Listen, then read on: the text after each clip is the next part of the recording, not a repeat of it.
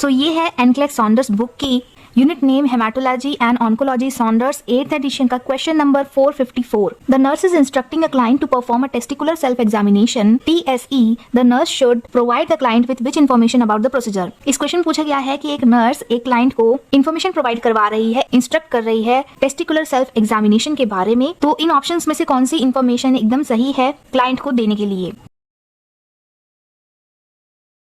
तो जो testicular self examination होता है उसमें पहली बात तो ये है कि ये मंथली परफॉर्म करना चाहिए. जिस तरह से फीमेल्स को ब्रेस्ट सेल्फ एग्जामिनेशन का ट्रेनिंग दिया जाता है उसी तरह टेस्टिकुलर सेल्फ एग्जामिनेशन का भी. तो हम लोग एक बार ब्रेस्ट सेल्फ एग्जामिनेशन भी देख लेते हैं इसी क्वेश्चन के साथ में. तो उसके लिए 3 फिंगर यूज की जाती है, index finger, middle finger and ring finger, और अपोजिट हैंड को यूज किया जाता है. ब्रेस्ट में सर्कुलर मोशन के थ्रू असेस करना है कि कोई भी लम्प्स वगैरह तो नहीं है या कोई ट्यूमर तो नहीं है. तो सबसे ज्यादा केसेस में एक्सिलरी एरिया में ट्यूमर पाए जाते हैं और ये एग्जामिनेशन हर फीमेल को मंथली करना होता है और bathing time is the best time for this breast self examination. तो जिस तरह फीमेल्स को BSc सिखाया जाता है उसी तरह मेल्स को टेस्टिकुलर सेल्फ एग्जामिनेशन सिखाया जाता है. इस TSE के पीछे क्या पर्पस होता है? तो early detection of the cancer. Early stage में इसका डायग्नोसिस करना ही इसका मेन पर्पस होता है. ये पर्पस दोनों के लिए ही है, TSE और BSc दोनों के लिए. अर्ली आइडेंटिफाई करें और मेटास्टेसिस को रोके as soon as possible. Proper treatment देकर के इसको फिनिश कर दिया जाए, क्योर कर दिया जाए. तो टेस्टिकुलर सेल्फ एग्जामिनेशन भी मंथली करना चाहिए और मंथली में भी कब? आफ्टर वार्म बाथ, मतलब गर्म पानी से नहाने के बाद. इससे क्या होता है कि जो स्क्रॉटम होते हैं वो लूज पड़ जाते हैं और लूज पड़ जाने से क्या फायदा होता है? Easy to assess the testis. तो एक वार्म बाथ के बाद टेस्टिस रिलैक्स हो जाते हैं, लूज हो जाते हैं, इसीलिए उस टाइम पे बेस्ट रहता है टेस्टिकुलर सेल्फ एग्जामिनेशन करने का.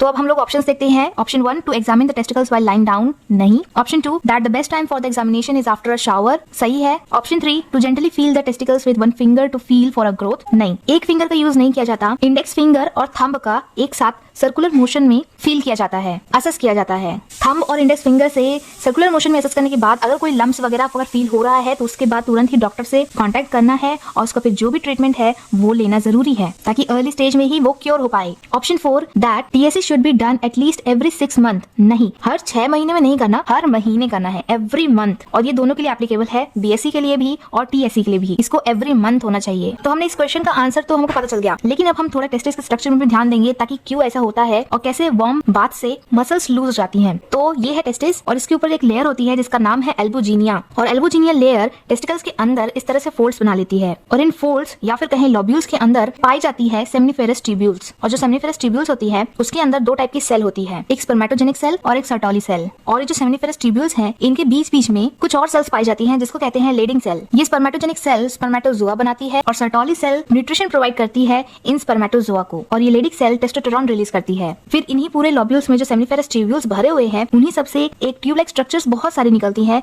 जिसको इकट्ठा कहा जाता है रेटी टेस्टिस. और इसी तरह से ये एक जाले की तरह बना लेती है जिसको कहा जाता है एपिडिडाइमस. और फिर ये एक पतली सी ट्यूब में बाहर जाता है. एपिडिडाइमस से तुरंत निकलने वाली ट्यूब को कहा जाता है वास इफरेंस और उसके आगे जो उसे ले जाती है उसे कहते हैं वास डिफरेंस. अब ये था एक short review of the testis. इन्हीं टेस्टिस के ऊपर क्या होता है, एक मसल होती है जिसको कहते हैं क्रेमेस्टर मसल. ये मसल्स क्या करती है, ये बॉडी और टेस्टिस का टेम्परेचर अलग अलग होता है. टेस्टिस को रखने के लिए थोड़ा कम टेम्परेचर चाहिए, इसीलिए वो बायोलॉजिकली बाहर रहता है. इसीलिए जो क्रेमेस्टर मसल्स होती है वो उसके प्रोटेक्शन का काम करती है. जब विंटर का टाइम होता है तो यही क्रेमेस्टर मसल सिकुड़ के उसे बॉडी के पास लाती है ताकि उसे गर्माहट मिले. और जब ये गर्मी का टाइम होता है तो यही क्रेमेस्टर मसल्स रिलैक्स होकर उसे लूज करती है ताकि वो थोड़ा मतलब बॉडी के टेम्परेचर से थोड़ा कम रहे. ऐसा क्यों होता है? क्योंकि टेस्टिकल्स को स्पर्मेटोजेनेसिस करने के लिए बॉडी टेम्परेचर से 2 से 3 डिग्री कम टेम्परेचर चाहिए होता है. इसीलिए गर्मी के मौसम में जब बॉडी ज्यादा गर्म रहती है इसीलिए टेस्टिकल्स नीचे लटके होते हैं ताकि वो टेम्परेचर मेंटेन करके स्पर्मेटोजेनेसिस कर पाए. और विंटर समय में वो बॉडी के पास रहते हैं ताकि उनको गर्मी से वो उनका टेम्परेचर मेंटेन रहे.